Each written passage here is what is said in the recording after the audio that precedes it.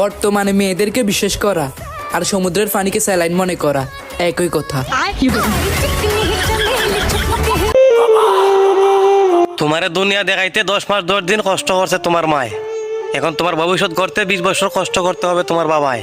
আল্লাহর আরশ কেঁপে উঠবে বাবা, যদি বড় হয়ে বাপ মারে বলে যাও বাইরের কোনো মাইয়ার কথায়। 25 সালে শুরুতে ছেলেদেরকে জানাই আসসালামু আলাইকুম আর মেয়েদেরকে জানাই আই লাভ ইউ।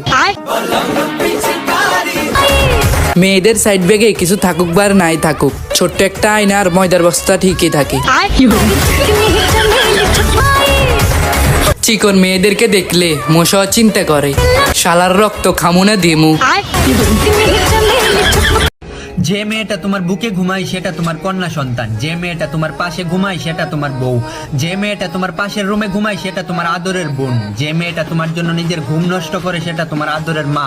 তাহলে রাস্তা দিয়ে হেঁটে যাওয়া একটা মেয়ে মাল কি করে হয়? ভাগ্যিস মেয়েরা মুখে আটা ময়দা মাখে, যদি ভাত মাখতো তাহলে বাঙালি এতদিনে না খেয়ে মারা যেত।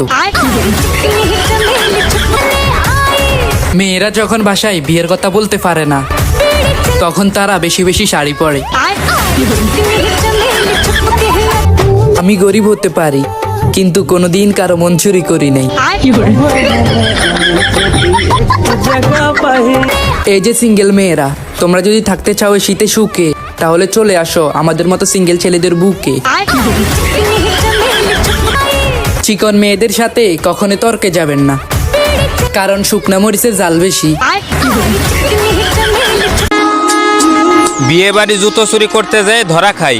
হ্যাঁ, আপনার ট্যাগ লিস্টের 1 নাম্বার ব্যক্তি। বলেন কি?